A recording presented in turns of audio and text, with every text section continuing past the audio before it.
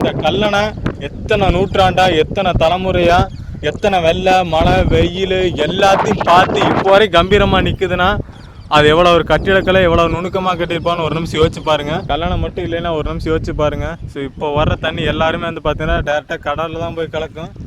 So கடலில் கலந்து எல்லாம் வேஸ்ட்டாக தான் போகும். தமிழர்கள் தான் வந்து பார்த்தீங்கன்னா நீர் மேலாண்மையில் சிறந்து விளங்கி இருக்கிறாங்க. அது சிறந்த எடுத்து காட்டி இந்த கல்லணை மட்டும்தாங்க. ஸோ இதில் வந்துட்டு பார்த்தீங்கன்னா மிகப்பெரிய ஒரு சயின்டிஃபிக் ப்ராஜெக்ட் மண்ணரிமான தத்துவத்தில் வந்து பார்த்தீங்கன்னா அந்த அணையை கட்டியிருக்கிறாங்க. தண்ணியோட வேகத்தை பாருங்கள். சும்மா வந்து பார்த்தீங்கன்னா இப்போ வெயில் காலம்தான்.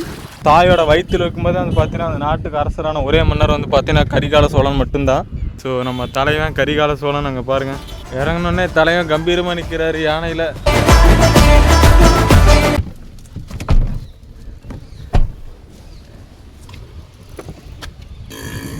கல்லணைங்க. ஸோ கரிகால சோழன் வந்து பார்த்தீங்கன்னா அகன்ற காவேரிக்கு நடுவில் ஒரு பெரிய கல்லணை, அதாவது நீர் மேலாண்மை. தமிழர்களால் வந்துட்டு பார்த்தீங்கன்னா முதல்ல வந்துட்டு பார்த்தீங்கன்னா இந்த உலகத்துக்கே நீர் மேலாண்மை வந்துட்டு இந்த அகன்ற இவ்வளோ பெரிய காவேரியில் வந்துட்டு பார்த்தீங்கன்னா ஒரு அணையை கட்ட முடியும்னு சொல்லி போட்டு ப்ரூவ் பண்ணிட்டு போயிருக்கா. அப்படி தலைவன் கரிகால சோழன் அங்கே பாருங்கள் கம்பீரமாக வந்திருக்காரு மக்களே. ஸோ இப்போ நம்ம பார்த்துருக்கிற இடம் தான் வந்து பார்த்தீங்கன்னா கல்லணை. ஸோ இங்கே வந்து பார்த்தீங்கன்னா 3 சிஸ்டம் இருக்குது. ஸோ அந்த வழியாக வந்து பார்த்தீங்கன்னா தண்ணி பிரிச்சுட்டு வடிகால் தனியாக அந்த சைடு போயிட்டுருக்கோம். இந்த சைடு வந்து பார்த்தீங்கன்னா அது கடலுக்கு போகிறது. ஸோ அது வந்து பார்த்தீங்கன்னா அந்த வெள்ளாமை, அதாவது நீர்ப்பாசனத்துக்கு தேவையான வந்து பார்த்தீங்கன்னா அது அந்த சைடு போயிட்டுருக்குது. மொத்தம் 3 வகையாக பிரித்து கட்டியிருப்பாங்க மக்களே. ஸோ இதுதாங்க கல்லணை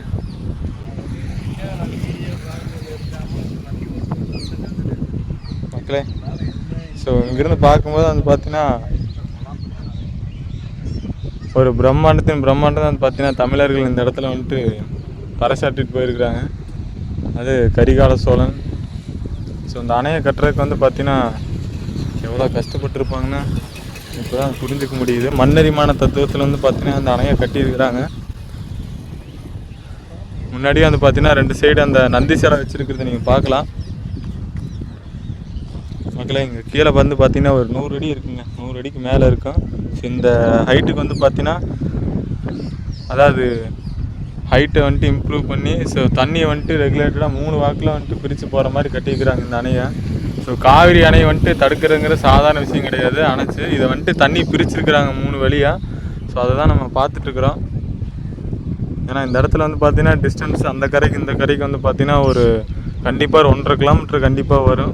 ஸோ அந்தளவுக்கு ஒரு பெரிய அணையை வந்துட்டு தடுத்து ஒரு அணையை கட்டவே முடியாது. ஸோ அதுதான் தண்ணி 3 விதமாக பிரித்து அதை தடுத்து இந்த கல்லணையை வந்துட்டு கட்டியிருக்காரு கரிகால சோழன்.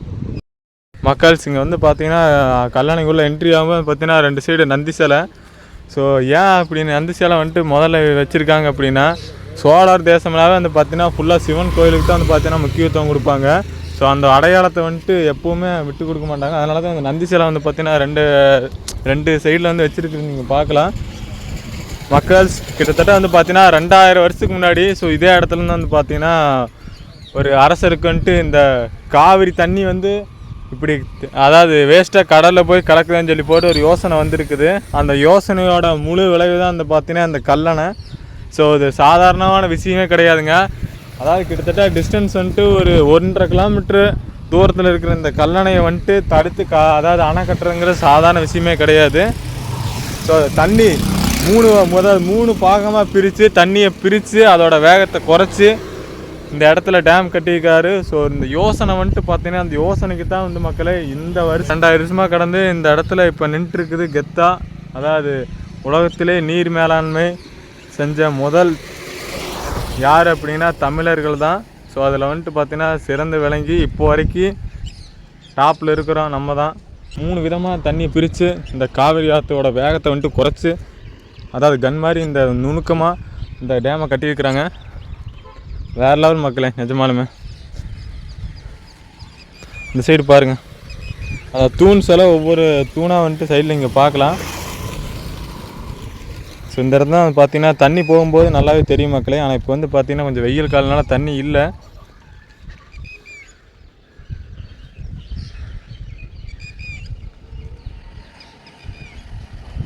உண்மையாலுமே இது பார்க்கும்போது வந்து பார்த்தீங்கன்னா ஒரு இவ்வளோ பெரிய அணையை வந்துட்டு கட்டி தந்துட்டு போயிருக்காருன்னா, ஸோ இப்போ வரைக்கும் அது பார்த்தீங்கன்னா பயன்பாட்டில் இருக்குது அப்படின்னா மெய் சிலருக்கு வைக்குன்னு தான் சொல்ல முடியும். கரிகால சோழனோட அந்த யோசனை, அதுக்கப்புறம் வந்து பார்த்திங்கன்னா நான் அந்த முன்னோர்களோட அந்த தமிழர்களோட வந்துட்டு பார்த்தீங்கன்னா கட்டடக்கலை நுணுக்கம், ஸோ நீர் மேலாண்மை வந்துட்டு எப்படி இதில் வந்துட்டு சிறந்து விளங்கியிருக்காங்க அப்படின்னு சொல்லி போட்டு, காவிரி கிட்டத்தட்ட வந்து பார்த்திங்கன்னா ஒரு அகன்ற காவேரின்னு தான் சொல்ல முடியும். ஸோ இது கடையில் வந்துட்டு இது மாதிரி டேம் கட்டுறங்கிறது, அதாவது எந்த ஒரு டெக்னாலஜியும் இல்லாத ஒரு காலத்தில் வந்து பார்த்திங்கன்னா அது பாசிபிள் ஆக்கியிருக்கிறாங்க. அதனால தான் சொல்கிறேன், இது சாதாரண விஷயமே கிடையாது. இப்போ இருக்கிற சயின்டிஸ்ட்டு கூட வந்து பார்த்திங்கன்னா இந்த கல்லணை வந்துட்டு இவ்வளோ தூரம் கட்டி இருக்கிறது பார்க்குறது போது அவங்களுக்கே வந்துட்டு ஒரு புரியாத ஒரு மர்மமாக தான் இருக்கும். ஏன்னா அது எந்த ஒரு தொழில்நுட்பம் இல்லாத ஒரு காலத்துலேருந்து இதை கட்டி வைக்கிறாங்கன்னா எவ்வளோ பெரிய விஷயம் யோசிச்சு பாருங்கள். இது ஒவ்வொரு மதகு, ஸோ இந்த ஒவ்வொரு மதகு வழியாக வந்து பார்த்திங்கன்னா தண்ணீர் வந்துட்டு திறந்து விடப்படும். இந்த தண்ணீர் வரவுக்கு ஏற்ற மாதிரி அதை நீங்கள் பார்க்கலாம். இங்கே பாருங்கள், ஒரு அளவெல்லாம் கொடுத்துருக்கு, நீங்கள் பார்க்கலாம். கிட்டத்தட்ட நடந்து சுற்றி பார்த்தாவே கிட்டத்தட்ட ஒரு 1.5 கிலோமீட்டர் அங்கே பாருங்கள், அது வரைக்கும் போகுதுங்க. அதுக்கப்புறம் இதிலிருந்து இப்படி வந்து இப்படி போய் 3 விதமாக பிரித்து கட்டிக்கிறாங்க.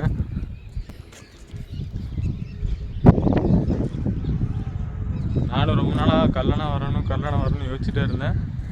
மக்களே இப்போ நம்ம அங்கேருந்து வந்திருக்கிறேங்க. ஸோ டிஸ்டன்ஸ் பாருங்கள், இன்னும் போயிட்டே இருக்குது. ஸோ அதுக்கப்புறம் வந்து பார்த்திங்கன்னா அந்த இடத்துல ஒரு இடத்துல கட் ஆகுது, அதுக்கப்புறம் ஸ்ட்ரெயிட்டாக போகுது பாருங்கள்.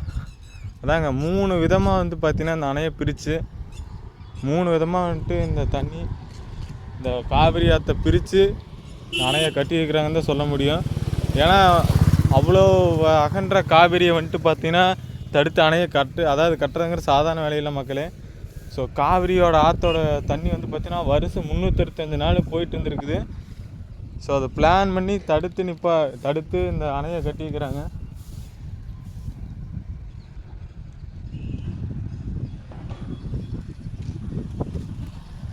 மக்களே, ஸோ அது வந்து பார்த்தீங்கன்னா டேரெக்டாக கடலுக்கு போகிறதுங்க. ஸோ இது வந்து பார்த்தீங்கன்னா விளைநிலத்துக்கு போகிறது. ஸோ அந்த சைடு வந்து பார்த்தீங்கன்னா வடிகாலுக்கு போகிறது. வடிகாலுக்கு போயிட்டு திரும்ப ரிட்டன் வந்துட்டு இந்த தண்ணி திரும்ப இதிலே வந்து ஜாயிண்ட் ஆகின்னு நினைக்கிறேன். ஸோ 3 விதமாக வந்து பார்த்தீங்கன்னா இந்த பிரித்து கட்டிக்கிறாங்க மக்களே. இங்கே பாருங்கள், இடையில இந்த தடுப்பு நீங்கள் இங்கே பாருங்கள். ஃபஸ்ட்டு வந்துட்டு தண்ணி இந்த சவுத்தில் மோதி இப்படி போய் இதில் வந்து பார்த்திங்கன்னா தண்ணி 2 வாக்கில் இப்படி பிரிஞ்சு போகும். ஸோ இந்த சிஸ்டம் அப்படின்னா தண்ணியோட வேகத்தை வந்துட்டு கம்மி பண்ணுறதுக்காக தான். ஸோ அவங்க என்ன மனநிலைமையில் அதாவது இவ்வளோ பெரிய காவிரி நடுவில் ஒரு அணையை கட்டுறங்கிற ஒரு தாட்டே இல்லாமல் நம்ம அதை பண்ணி முடிக்கணும் அப்படிங்கிற ஒரு கான்செப்டில் தரமாக பண்ணி முடிச்சிருக்கிறாங்க. இப்போ வரைக்கும் கம்பீரமாக நின்றுருக்குது இந்த கல்லணை. சொல்லும்போது வந்து பார்த்தீங்கன்னா மெய் சிலிருக்குன்னு தான் சொல்ல முடியும். பிளானிங் வந்து பார்த்திங்கன்னா எப்படி இந்த பிளான் போட்டிருப்பாங்கன்னு ஒரு நிமிஷம் யோசிச்சு பாருங்கள். அதாவது இங்கே பாருங்கள் எவ்வளோ அகலமாக இருக்குது, ஃபுல்லாக மண் இருக்குது. இந்த மண்ணுக்கு நடுவில் ஒரு கட்டடம் கட்டி இந்த தண்ணியை வந்துட்டு 3 விதமாக பிரித்து கட்டிக்கிறாங்கன்னா சாதாரண விஷயமே கிடையாது மக்கள். விவரிக்க முடியாதுங்க நிஜமாலுமே.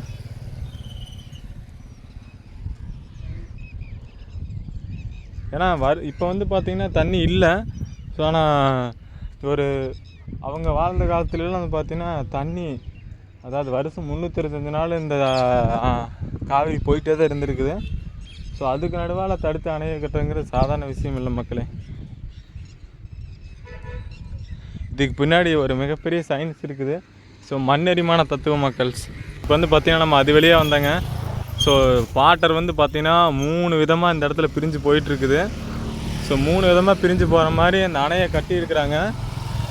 ஒன்று வந்து பார்த்திங்கன்னா வடக்கு திசை நோக்கி வந்து பார்த்திங்கன்னா அந்த சைடு இருக்கிற மக்களுக்கு அதாவது விளைநிலத்துக்கு ஏற்ற மாதிரி வந்து பார்த்திங்கன்னா தண்ணி போகிற மாதிரி அந்த இடம் பண்ணிக்கிறது. டேரெக்டாக வந்து இது கடலில் கலக்கிறது.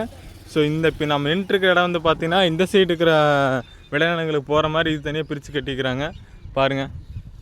இந்த இடத்துலேருந்து பார்த்திங்கன்னா தண்ணி இந்த சைடு திரும்ப போகிற மாதிரி தெற்கு திசை நோக்கி. ஸோ ஆறு வந்து பார்த்திங்கன்னா மேற்குந்து வருது. ஸோ கிழக்கு நோக்கி பாயும்போது கிழக்கு நோக்கி கடல் நோக்கி போகும்போது ஒரு திசை நோக்கி அந்த ஒரு இடத்துல வந்துட்டு பிரிச்சுருக்குறாங்க. அதுக்கப்புறம் வடக்கு திசை நோக்கி ஒரு பக்கம் பிரித்து கட்டிக்கிறாங்க. அதுக்கப்புறம் நம்ம நின்றுட்டு இருக்கிற தெற்கு திசை நோக்கி ஒரு தண்ணி போகிற மாதிரி 3 விதமாக பிரித்து இந்த கல்லணை அப்படிங்கிற ஒரு பிரம்மாண்டத்தை வந்துட்டு இந்த கரிகால சோழன் யோசனை பண்ணி இந்த அணையை கட்டிட்டு போயிருக்காரு மக்களே. இந்த சரௌண்டிங்கே வந்து பார்த்தீங்கன்னா ஒரு 1.5-2 கிலோமீட்டர் வருங்க.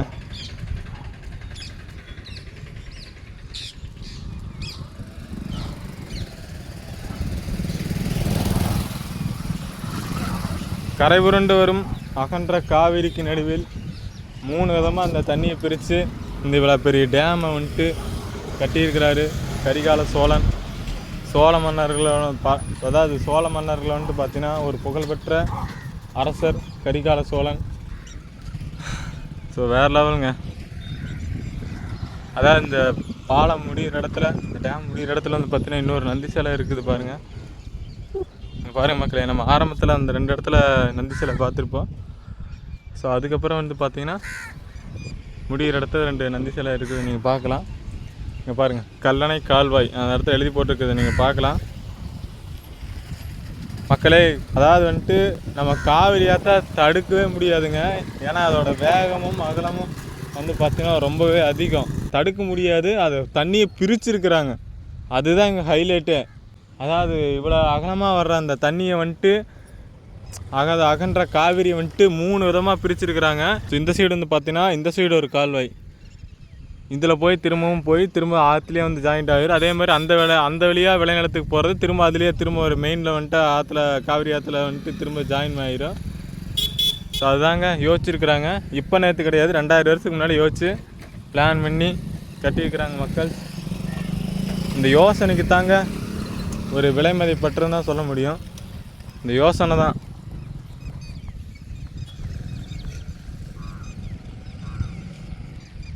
ஸோ இப்போ வந்து பார்த்திங்கன்னா எவ்வளவோ டெக்னாலஜி இருக்குது. ஸோ அந்த டெக்னாலஜி இல்லாதப்போ கூட வந்து பார்த்திங்கன்னா அந்த அணையை கட்டிட்டு போயிருக்காங்கன்னா இப்போ கூட நம்ம யோசித்து அதை நம்ம கட்ட முடியாது. ஆனால் 2000 வருஷத்துக்கு முன்னாடி பண்ணிட்டு போயிருக்காங்க மக்கள்.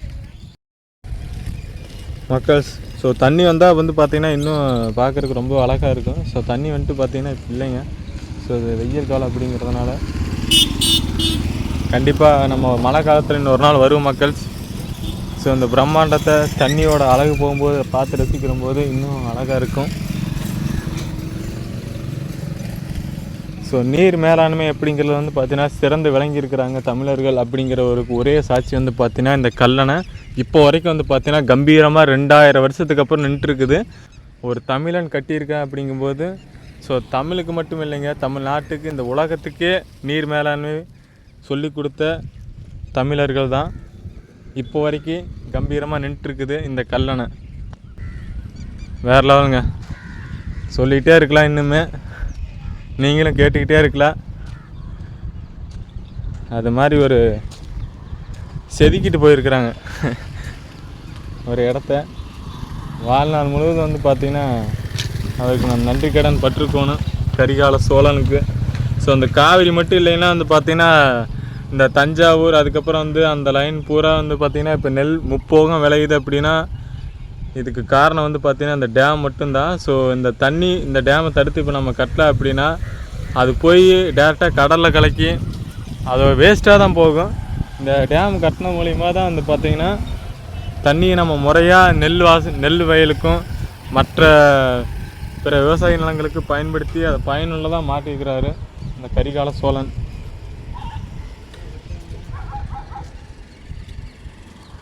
ஏன்னா கடலில் போய் கலக்கும்போது அது வேஸ்ட்டாக தான் போகும். ஸோ அதை வந்துட்டு தடுத்து இது மாதிரி ஒரு டேமை கட்டி நீர் மேலாண்மை கரெக்டாக செஞ்சு விளைநிலத்துக்கு பயன்படுத்தியிருக்காங்க மக்கள். ஸோ ரெடியாக வந்து பார்த்தீங்கன்னா அந்த எல்லைக்கு போயிட்டு திரும்ப எப்படியே வந்த பாதையிலே திரும்ப போயிட்டுருக்குறோம். ஸோ கரிகால சோழனோட ஹிஸ்ட்ரி வந்துட்டு பார்த்தீங்கன்னா எனக்கு தெரிஞ்ச அளவுக்கு நான் சொல்கிறேன். ஸோ ஒரு 19 சோழ நாட்டில் வந்துட்டு பார்த்தீங்கன்னா ஒரு மிகப்பெரிய ஒரு குழப்பம். யார் அரசர் அப்படின்னு இளஞ்செழியன் அப்படிங்கிற ஒரு அரசரோட மகன் தான் வந்து பார்த்தீங்கன்னா கரிகால சோழன். ஸோ அப்போ வந்துட்டு பார்த்தீங்கன்னா இளஞ்செழியன் இறந்துடுறாரு. அப்போ வந்துட்டு அரசர் வந்துட்டு யாருமே இல்லை. ஏன் அப்படின்னா ப்ரோ ப்ரோ போயிட்டு வரீங்களா போய் பார்த்துட்டாங்க ப்ரோ. அதுக்கப்புறம் தெரிஞ்சது அவரோட மனைவி வயிற்றில் வந்து பார்த்தீங்கன்னா கரிகால சோழன் கருவாக இருக்கிறாரு அப்படின்னு சொல்லிட்டு. ஸோ கொஞ்ச நாள் தெரிய வரும்போது அதுக்கப்புறம் கரிகால சோழன் வயிற்றில் இருக்கும்போது வந்து பார்த்திங்கன்னா நிறைய பேர் அதை கருவை கலைக்கிறதுக்கும் அதை அவங்கள கொல்றதுக்கும் வந்து பார்த்திங்கன்னா அதாவது முயற்சி பண்ணியிருக்கிறாங்க. ஸோ அதுக்கப்புறம் வந்து பார்த்திங்கன்னா மாமாவோட உதவியோட வந்து பார்த்திங்கன்னா கரிகால சோழன் அம்மா வந்து பார்த்திங்கன்னா சோழ நாட்டை விட்டு இன்னொரு இடத்துக்கு போயிடுறாங்க, ஒரு அடர்ந்த காட்டுக்குள்ளே.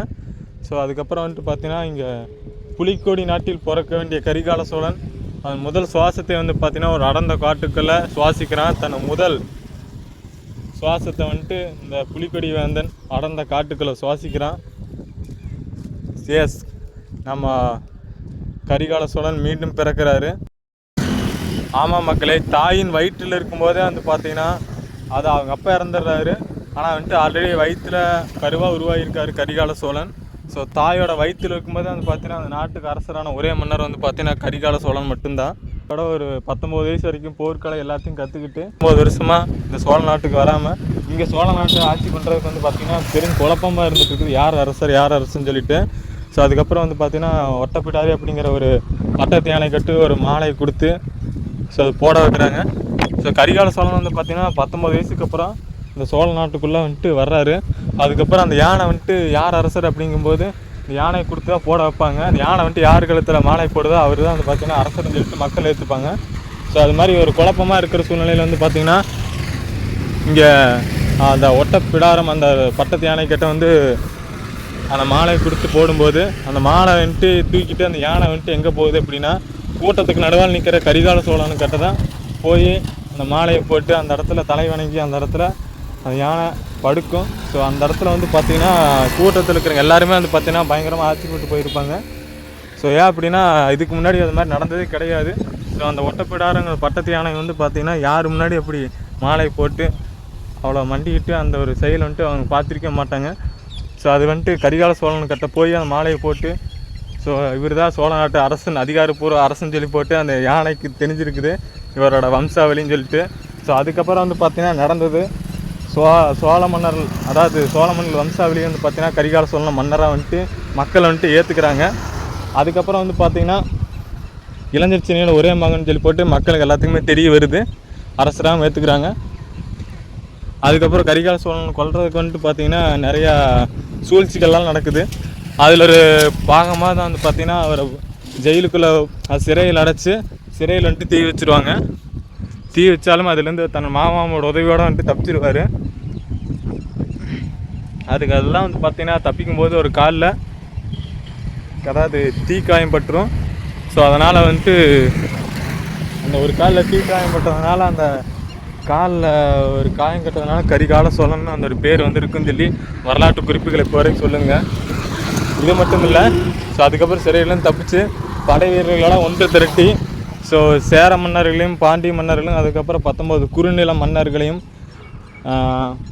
வெந்நீர் பந்தல் அப்படிங்கிற இடத்துல வந்துட்டு பார்த்திங்கன்னா போருக்கு அழைக்கிறாரு.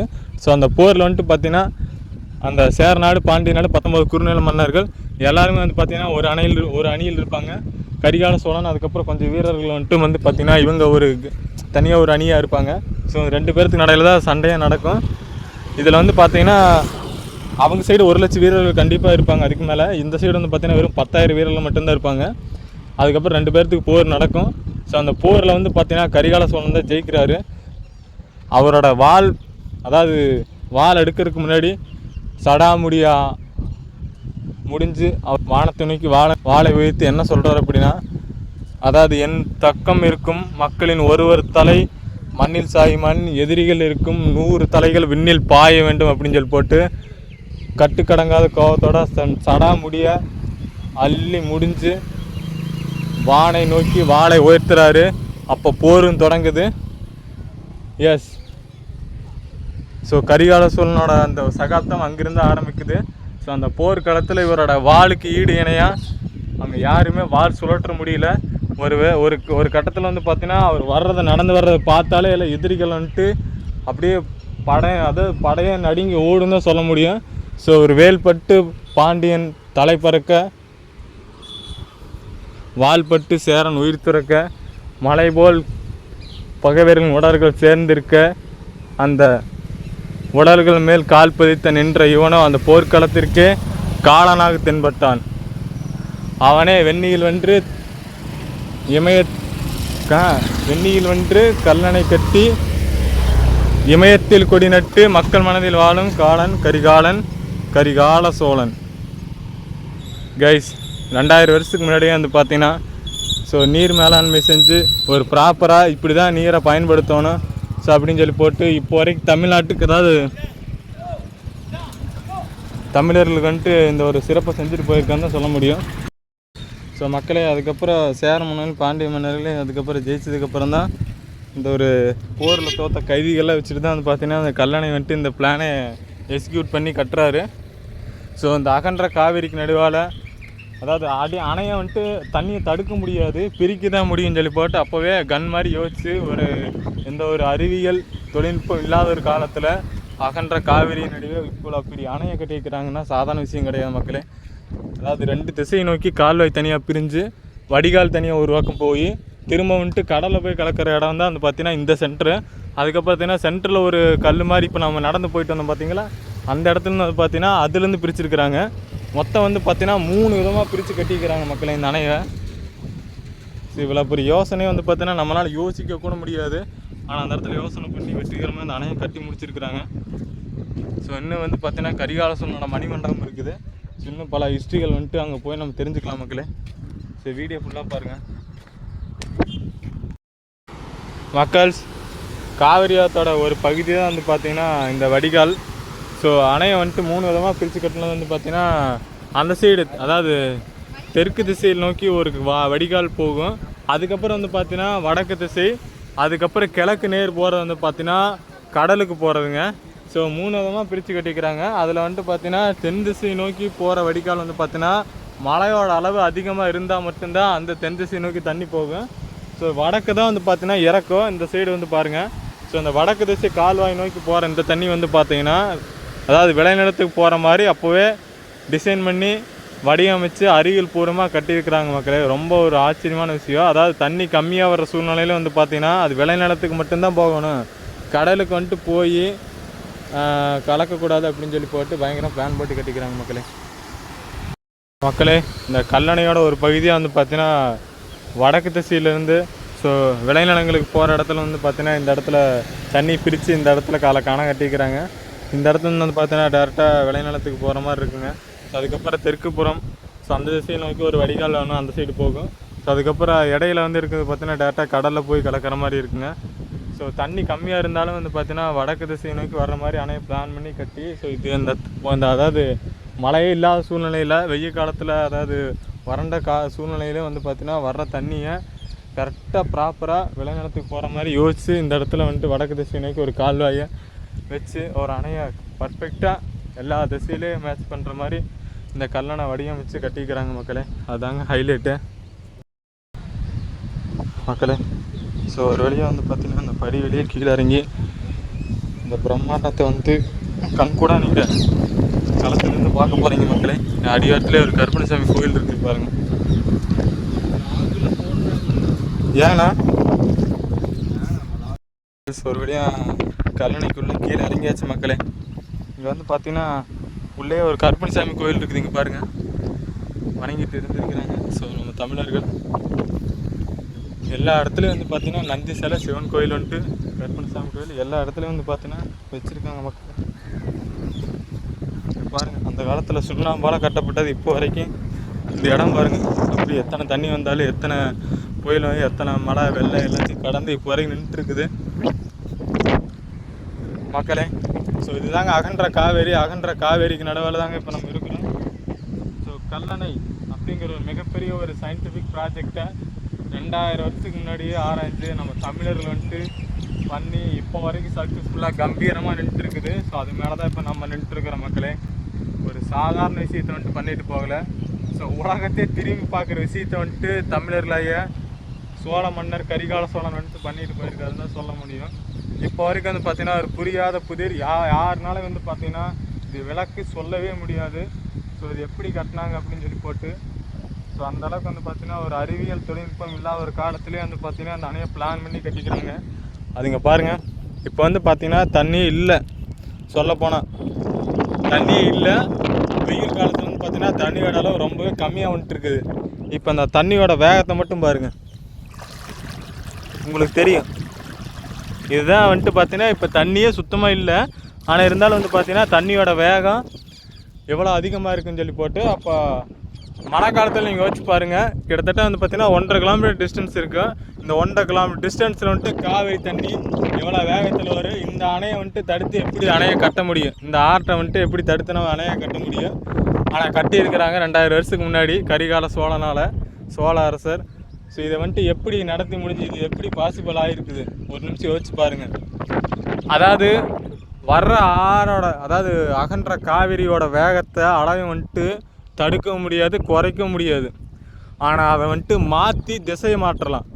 அதுதான் வந்து பார்த்தீங்கன்னா அந்த கல்லணை மிகப்பெரிய ஒரு சயின்டிஃபிக் ப்ராஜெக்ட்டுங்க. ஒன்று கடலில் கலக்கிறது, இன்னொன்று வந்து பார்த்தீங்கன்னா தெற்கு வடிகாலில் போகிறது. இந்த சைடு வந்து பார்த்தீங்கன்னா விளைநிலத்துக்கு போய் திரும்ப சுற்றி திரும்ப அதே இடத்துக்கு ஆற்றுலேயே வந்துட்டு பார்த்தீங்கன்னா திரும்ப கலக்கிற மாதிரி. வடிகாலுக்கு போகிற தண்ணியுமே ஆற்றுல வந்து திரும்ப ஜாயிண்ட் ஆகிரும், திரும்ப விளைநிலத்துக்கு போகிறது திரும்ப ஆற்றுலேயே வந்து ஜாயிண்ட் ஆகிரும், திரும்ப நேருக்கு நேர் அந்த வழியாக போகிறது வந்து பார்த்தீங்கன்னா டேரெக்டாக கடலில் கலந்துரும். ஸோ அது மாதிரி 3 விதமாக இந்த தண்ணியை பிரித்து இந்த அணையை கட்டியிருக்கிறாங்க. அதுதாங்க இந்த சயின்டிஃபிக் ப்ராஜெக்டான கல்லணை. ஆனால் இந்த யோசனை வந்துட்டு இப்போ நேற்று வந்ததில் 2000 வருஷத்துக்கு முன்னாடி யோசித்து இந்த கல்லணையை கட்டியிருக்கிறாங்க. அதுதாங்க ஒரு மிகப்பெரிய பிரம்மாண்டமாக இப்போ நம்ம கண்ணு முன்னாடி நிற்கிற இந்த கல்லணை. ஸோ இனி வந்துட்டு நம்ம அதை பாதுகாக்க தான் முடியும். ஸோ இனி வந்துட்டு அந்த பாதுகாக்கிற கூட வந்து பார்த்திங்கன்னா நம்ம இன்னும் பல முயற்சிகள் மேற்கொண்டு, இங்கே பாருங்கள் இப்போ இந்த தண்ணியில் வந்துட்டு நிறைய வருது. அதாவது சாயப்பட்ட தண்ணியெல்லாம் உள்ளே கலந்துருக்குது. இவ்வளோ பெரிய அணையை வந்துட்டு பண்ணி நீர் மேலாண்மை செஞ்சு சிறந்து விளங்கிட்டு போயிருக்கிறாங்க. அட்லீஸ்ட் அந்த அணையை காப்பாற்றணும். ஸோ இந்த நீர் மேலாண்மையில் வந்து பார்த்திங்கன்னா இந்த நீரைனாச்சும் நம்ம சுத்தமான நீராக வந்துட்டு பராமரிக்கிறத நம்ம ஒவ்வொருத்தரோட கடமைங்க தான் சொல்ல முடியும். ஸோ கிட்டத்தட்ட வந்து பார்த்தீங்கன்னா இந்த கல்லணை எத்தனை நூற்றாண்டா, எத்தனை தலைமுறையாக, எத்தனை வெள்ளை மழை வெயில் எல்லாத்தையும் பார்த்து இப்போ வரை கம்பீரமாக நிற்குதுன்னா அது எவ்வளோ ஒரு கட்டிடக்கலை எவ்வளோ நுணுக்கமாக கட்டியிருப்பான்னு ஒரு நிமிஷம் யோசிச்சு பாருங்கள். அப்படியே பிரமிப்பாக இருக்குது மக்களே. ஸோ அது வந்துட்டு பார்த்தீங்கன்னா சாதாரண அணை கிடையாது. இந்த இடத்துல காவிரியோட அணையோட நீளம் மட்டுமே வந்து பார்த்தீங்கன்னா 1.5 கிலோமீட்டருக்கு மேலே வரும். தண்ணியோட வேகத்தை பாருங்கள். சும்மா வந்து பார்த்தீங்கன்னா இப்போ வெயில் காலம்தான், அது தண்ணியோட வேகம் வந்து பார்த்தீங்கன்னா இப்போவே தண்ணியோட வேகம் பார்த்தீங்கன்னா உங்களுக்கு தெரியும். ஸோ இப்போ வந்து பார்த்தீங்கன்னா எவ்வளோ வேகமாக வருது. அப்போ மழை காலத்தில் யோசிச்சு பாருங்கள் எவ்வளோ வேகமாக வருதுன்னு சொல்லி போட்டு. ஸோ இந்த தண்ணியை காவிரி ஆற்று தண்ணியை தடுத்து இந்த அணையை கட்டி சாதாரண விஷயம் இல்லை மக்கள். ஸோ கட்டி முடித்து சக்ஸஸ்ஃபுல்லாக இப்போ வரைக்கும் ரன் பண்ணிகிட்டு இருக்கிறாங்க. ஸோ தமிழர்கள் தான் வந்து பார்த்தீங்கன்னா நீர் மேலாண்மையில் சிறந்து விளங்கி இருக்கிறாங்க. அது சிறந்த எடுத்துக்காட்டு இந்த கல்லணை மட்டும்தாங்க. ஸோ இதில் வந்துட்டு பார்த்தீங்கன்னா மிகப்பெரிய ஒரு சயின்டிஃபிக் ப்ராஜெக்ட் வந்துட்டு அந்த கல்லணை மணிமண்டபம், அங்கே போய் சான்றுகள்னு நிறையா அந்த கல்வெட்டுகள் இருக்கிறத நம்ம போய் கண்டிப்பாக பார்க்கலாம். இன்னும் டீட்டெயிலாக வந்துட்டு எக்ஸ்பிளைன் பண்ணுற மக்களே. ஸோ வீடியோ ஃபுல்லாக பாருங்கள். கல்லணைக்கிட்ட இந்த கல்லணை மட்டுமே பேசி ஒரு 10 நிமிஷம் 15 நிமிஷம் வீடியோவை கண்டிப்பாக என்னோடய யூடியூப் சேனலில் போடுறேன். ஸோ நீங்களும் போய் பாருங்கள் மக்களே. 2000 வருஷத்துக்கு முன்னாடி அகன்ற காவேரிக்கு நடுவால், அதாவது 2 கிலோமீட்டர் டிஸ்டன்ஸுக்கு நடுவால் ஒரு அணையை கட்டணுங்கிற அப்படிங்கிறது வந்து பார்த்தீங்கன்னா எந்த ஒரு தொழில்நுட்ப அறிவியல் சாதனங்கள் எதுவுமே இல்லாத ஒரு சூழ்நிலையில் ஒரு அணையை கட்டியிருக்கிறாங்க அப்படின்னா அது தமிழ்நாடால் மட்டும்தான் முடியும். அதை கட்டி இப்போ வரைக்கும் வந்து பார்த்தீங்கன்னா கம்பீரமாக நிற்குது 2000 வருஷத்துக்கு அப்புறமா. இப்போ நம்ம இங்கே வந்து இந்த இடத்த பார்க்கும்போது வந்து பார்த்தீங்கன்னா அவ்வளோ பிரமிப்பாக இருக்குது. அந்த இடத்த எப்படி இந்த அணையை கட்டியிருக்கான்னு சொல்லி போட்டு ஒவ்வொரு நிமிஷம் யோசிச்சு பார்க்குறோம். ஆனால் அவங்க யோசிச்சு சக்ஸஸ்ஃபுல்லாக முடித்து அணை இப்போ வரைக்கும் கம்பீரமாக நிற்குது. அதுதாங்க கல்லணை. இதுக்கு மேலே ஒரு தமிழனுக்கு ஒரு பெருமை வேணும்னு கேட்டிங்கன்னா சான்ஸே இல்லைங்க. சொல்லப்போனால் இதோட தண்ணியோட பராமரிப்பு வச்சு தான் வந்து பார்த்தீங்கன்னா அந்த தஞ்சாவூரில் வந்து பார்த்தீங்கன்னா 3 போகம் வந்து பார்த்தீங்கன்னா நெல் விளைஞ்சிருக்குது. இப்போ வரைக்கும் வந்து பார்த்தீங்கன்னா நம்ம தமிழ்நாட்டோட நெற்களஞ்சின்னு சொல்லக்கூடிய தஞ்சாவூர், அதுக்கு வந்து பார்த்திங்கன்னா இந்த வேஸ்ட் ஆகிற தண்ணியை ப்ராப்பராக பயன்படுத்தி தான் வந்து பார்த்திங்கன்னா நம்ம விளைநிலத்துக்கு யூஸ் பண்ணி இப்போ தஞ்சாவூர் பட்டுக்கோட்டை அது மாதிரி லைனில் இருக்கிற எல்லா விளைநிலங்களுக்கும் கரெக்டாக யூஸ் பண்ணி ஸோ அரிசியை வந்துட்டு நம்மளால் ப்ராப்பராக நம்ம தமிழ்நாட்டுக்குள்ளே வந்து பார்த்திங்கன்னா அதாவது விளை வச்சு இந்த அளவுக்கு வந்து பார்த்திங்கன்னா பண்ணி இருக்கிறோம். அப்படின்னா அதுக்கு ஒரே ஒரு காரணம் இந்த கல்லணை மட்டும்தான். ஏன்னா கடலை கலக்கிற தண்ணியை வந்துட்டு வேஸ்ட்டாக தான் போகும். அதை தடுத்து இந்த இவ்வளோ பெரிய அணையை கட்டி நீர் மேலாண்மை கரெக்டாக பண்ணி இப்போ வந்துட்டு அது விளைநிலங்களுக்கு சரியாக பயன்படுத்தி நமக்கு தேவையான நெல்லை வந்துட்டு நம்மளே உற்பத்தி செஞ்சு வெள்ளாமை வச்சு நம்ம எடுத்துருக்குறோம், விவசாயம் பண்ணியிருக்கிறோம். ஸோ அந்த விவசாயத்துக்கு தான் வந்து பார்த்திங்கன்னா முக்கியத்துவம் கொடுத்து இந்த நீர் மேலாண்மை செஞ்சுருக்கிறார்கள் இந்த சோழ அரசர்கள் வந்துட்டு. சோழ அரசர்கள் முக்கியமான அரசர் வந்து பார்த்தீங்கன்னா அந்த கல்லணை கட்டின கரிகால சோழன். ஸோ இவன் இந்த கல்லணை மட்டும் இல்லைன்னா ஒரு நிமிஷம் யோசிச்சு பாருங்கள். ஸோ இப்போ வர்ற தண்ணி எல்லாருமே வந்து பார்த்தீங்கன்னா டேரெக்டாக கடலில் தான் போய் கலக்கும். ஸோ கடலில் கலந்து எல்லாம் வேஸ்ட்டாக தான் போகும். அப்புறம் நம்ம வந்துட்டு நெல், அதாவது விவசாயம் பண்ணக்கூடிய நெல் அதெல்லாம் வந்து பார்த்திங்கன்னா நம்ம இன்னொரு நாட்டுக்கிட்ட இருந்தால் நம்ம கடை வாங்குற நிலமை தான் வரும். ஆனால் நமக்கு தேவையான ஃபுட்டை நம்மளே வந்துட்டு விவசாயம் பண்ணி நம்ம அதுலேருந்து விளைவிச்சு நம்மளே சாப்பிட்ருக்குறோம். இதுதாங்க நிஜமாலுமே. இப்போ நம்ம வந்துட்டு எல்லா நாட்டுக்கும் நம்ம உதவி செய்கிறோம். ஸோ அது மாதிரி வந்து பார்த்திங்கன்னா அந்த அளவுக்கு நம்ம வளர்ந்து நிற்கிற மக்களே. ஸோ தண்ணியோட வேகம் தான் இங்கே பாருங்கள். ஸோ ரொம்பவே ஆச்சரியமாக இருக்குது. ஆனால் இது வந்து பார்த்தீங்கன்னா 0.001% கூட கிடையாது இந்த தண்ணியோட சதவீதம். அப்போ மழை காலத்தில் வர தண்ணி மட்டும் யோசிச்சு பாருங்க மக்களே. ஸோ வேறு லெவல் பண்ணிட்டு போயிருக்கிறாங்க. நம்மளால் வந்துட்டு பார்த்தீங்கன்னா விவரிக்க தான் முடியும். ஆனால் அது வாழ்ந்து அதை பண்ணி முடித்து இப்போ வரைக்கும் கம்பீரமாக நிற்குது அப்படின்னா அது அவங்களோட அதாவது அவங்களுக்கு தான் அந்த பெருமை எல்லாமே போய் சேரும். நம்ம முன்னோர்களோட தமிழர்களுக்கு தான் போய் எல்லாமே போய் சேரணும். நம்ம ஜஸ்ட் இது விசிட்டு தான் பண்ண முடியும். அந்த காலத்தில் பிரம்மாண்டத்தையும் வந்து பார்த்திங்கன்னா இந்த உலகத்துக்கு சாட்டிட்டு போயிருக்கிறாங்க. இந்த கல்லணை அப்படிங்கிற ஒரு சயின்டிஃபிக் மிகப்பெரிய ஒரு ப்ராஜெக்டை சொல்லிகிட்டே போனாங்க.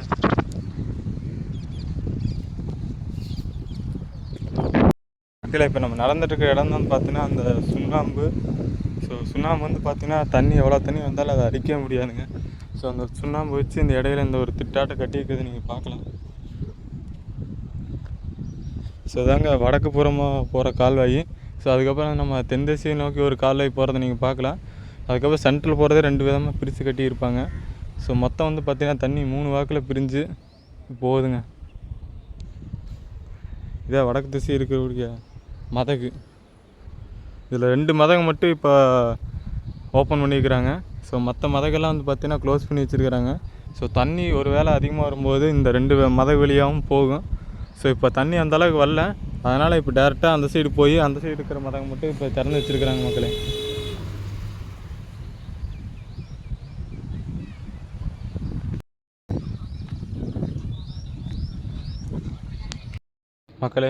ஸோ இந்த அணையோட ஒரு பகுதி தான் வந்து பார்த்தீங்கன்னா அந்த வடக்கு பக்கமாக வர்ற அந்த கால்வாய்ங்க. ஸோ இங்கே இருக்கிற கல்லெல்லாம் பாருங்கள் மக்களே.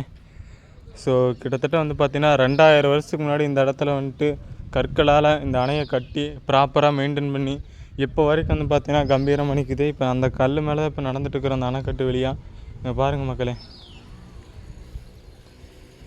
இந்த கல்லோட ஒவ்வொரு கல்லும் இந்த பேரை சொல்லும், கரிகால சோழன் பேரை. இன்னும் எத்தனை தலைமுறையான கடந்தாலுமே இந்த அணையோட கம்பீரம் ஒரு பர்சன்டேஜ் கூட மாறாதுங்க. தமிழன் தாயா மக்களே. வாங்க அந்த விளைநிலத்துக்கு தனியாக பிரிச்சுட்ருக்கு இந்த கால்வாயை வந்துட்டு இந்த வழியாக தண்ணி போயிட்டு இருக்கிறத நம்ம கிட்டேருந்து போய் பார்க்கலாம்.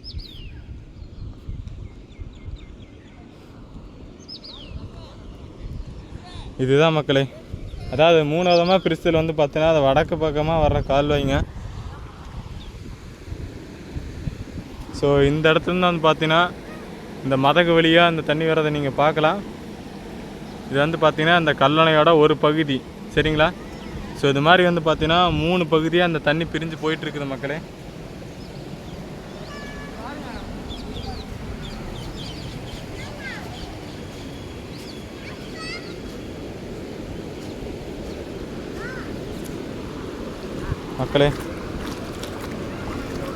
ஸோ இப்போ இந்த கல்லணையில் இறங்கியாச்சுங்க. இந்த காவிரி ஆற்றுல இந்த வடக்கு பக்கமாக வர்ற இந்த கால்வாயில் தாங்க இப்போ நின்றுட்டுருக்குறோம். ஸோ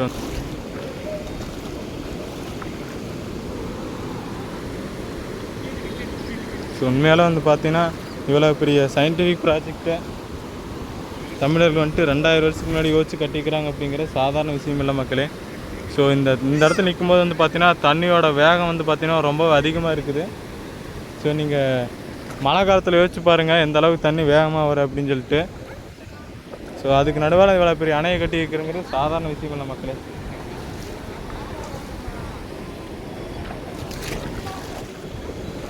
அப்படியே போய் விளைநிலத்துக்கு போய் அது விளைநிலத்துக்கு போயிடும். இந்த தண்ணி அந்த பாதை இப்படி தாங்க போகுது. அங்கே தண்ணியோட வேகம் வந்து பார்த்திங்கன்னா ரொம்பவே அதிகமாக இருக்கும்.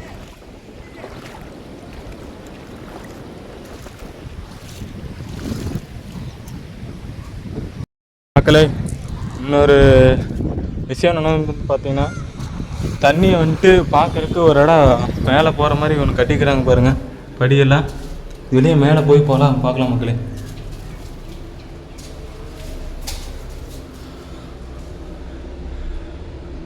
தண்ணி வந்துட்டு வர்றதை அதாவது கண்காணிக்கிறதுக்கு வந்து பார்த்தீங்கன்னா அது ஒரு கண்காணிப்பு கோபுரம் மாதிரி வச்சு கட்டிக்கிறாங்க. ஸோ இப்போ நேற்று கட்டினதில்ல மக்களே இது. ஸோ 2000 வருஷத்துக்கு முன்னாடியே வந்து பார்த்தீங்கன்னா இங்கே பாருங்க, படி மாதிரி வச்சு கட்டியிருக்கிறது நீங்கள் பார்க்கலாம்.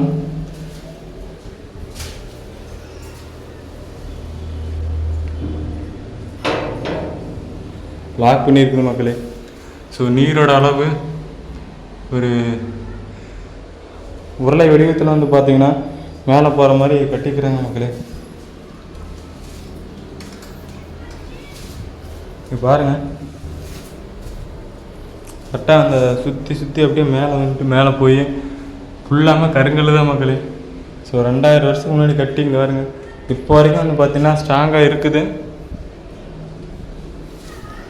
ஸோ இதுலேருந்து என்ன தெரியுது அப்படின்னா, நீர் மேலாண்மையில் வந்துட்டு பார்த்தீங்கன்னா உலகத்துக்கே சொல்லி கொடுத்தது தமிழர்கள் தான்.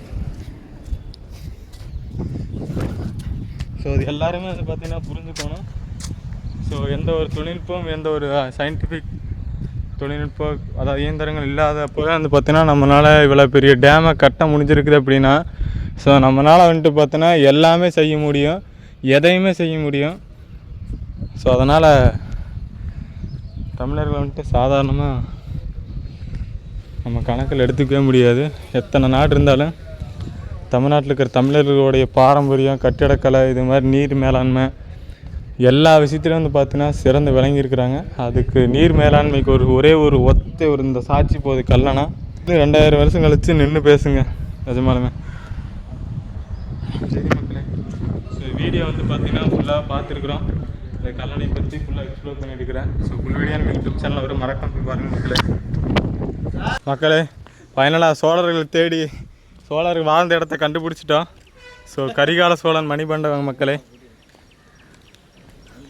இங்கே பாருங்கள்.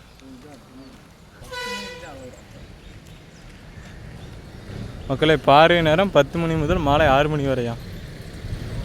கரிகால சோழன், கரிகால் சோழன் மண்டபம் மக்களே. ஸோ அன்ஃபார்ச்சுனேட்லி வந்து பார்த்தீங்கன்னா இப்போ கிளம்புற டைம் ஆயிடுச்சுங்க. ஸோ கரிகால சோழன் மண்டபம் அனுமதி வந்து பார்த்திங்கன்னா 10 மணி முதல் மாலை 6 மணி வரைக்கும் தாங்க. ஸோ உள்ளே போனால் கண்டிப்பாக வரலாற்று தகவல் நிறைய இருக்கும். ஸோ இப்போதைக்கு வந்து பார்த்திங்கன்னா வெளியே மட்டும் நின்று பார்த்துட்டு அங்கே கிளம்ப போகிறோம் மக்களே.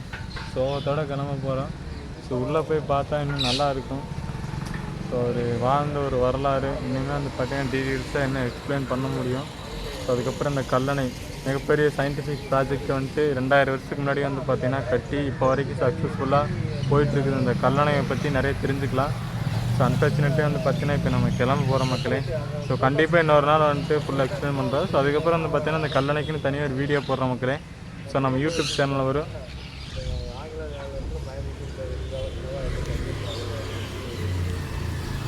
ஸோ ஃபைனலாக வந்துட்டு சோழர்கள் வாழ்ந்த இடத்த கண்டுபிடிச்சி ஸோ நம்மளால் முடிஞ்ச எக்ஸ்பிளைன் பண்ணியாச்சு மக்களே. மக்கள் சரி வழியாக கல்லணையிலேருந்து கிளம்பியாச்சுங்க. சோழர்கள் வாழ்ந்த இடத்த கண்டுபிடிச்சாச்சு. ஸோ கிளம்பியாச்சு மக்களே, ஊர் பக்கம் போய் சேருவோம். வாங்க ப்ரோ, வாங்க பாய். ஏன் ஏன் ப்ரோ கறிக்கர் பாய் உள்ள வாங்க பாய்.